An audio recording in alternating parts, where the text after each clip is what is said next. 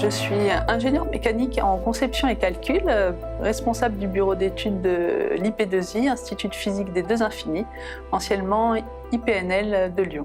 L'activité de mon unité est orientée vers l'étude des propriétés fondamentales de la matière.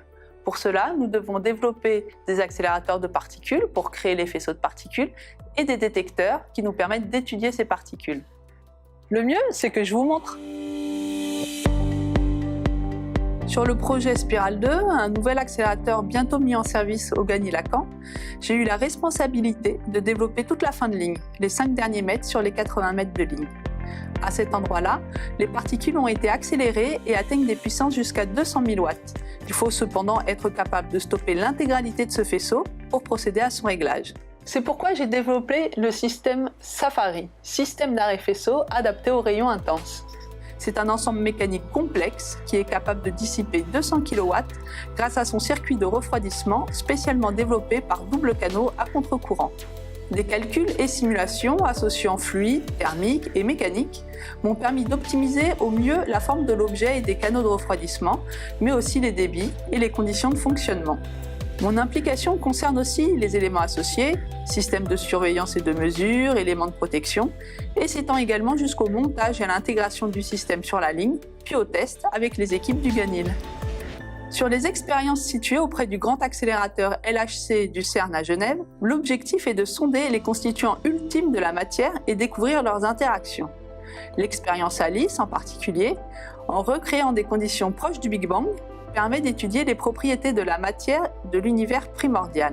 Le détecteur MFT, destiné à mesurer les trajectoires des particules chargées dans l'expérience ALICE, est constitué de près de 1000 capteurs en silicium, soit 500 millions de pixels à 1 MHz. Et leur position et stabilité en fonctionnement doit être connue avec une précision inférieure à 10 micromètres. Pour atteindre ces exigences, j'ai réalisé le design du refroidissement et les calculs thermiques pour garantir le fonctionnement des capteurs électroniques, mais aussi les calculs mécaniques et dynamiques de toute la structure de soutien en carbone. Cela m'a permis de déterminer l'architecture et la composition optimale des différentes couches de fibres de carbone, à la fois pour les supports thermiques des capteurs silicium, mais aussi pour la structure mécanique complète, tout en garantissant la stabilité dimensionnelle désirée.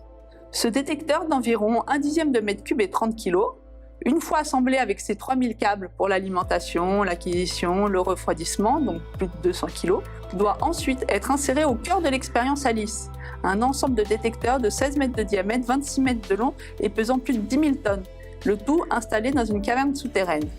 Le travail d'installation et d'intégration au milieu de la structure est donc particulièrement délicat et nécessite un travail en étroite collaboration avec toutes les équipes du CERN et des détecteurs voisins.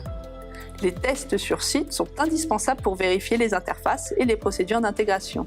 Ce qui m'intéresse dans mon métier, en plus de l'intérêt scientifique et des nombreux domaines techniques que j'aborde, c'est surtout d'être présente tout au long du développement du projet et de travailler au sein de collaboration. Mon travail ne s'arrête pas à fournir un fichier 3D ou un rapport de calcul, mais j'accompagne ensuite le projet avec tous les acteurs, du technicien au physicien, lors des phases de fabrication, de montage, d'intégration sur site et même jusqu'aux premières prises de mesure.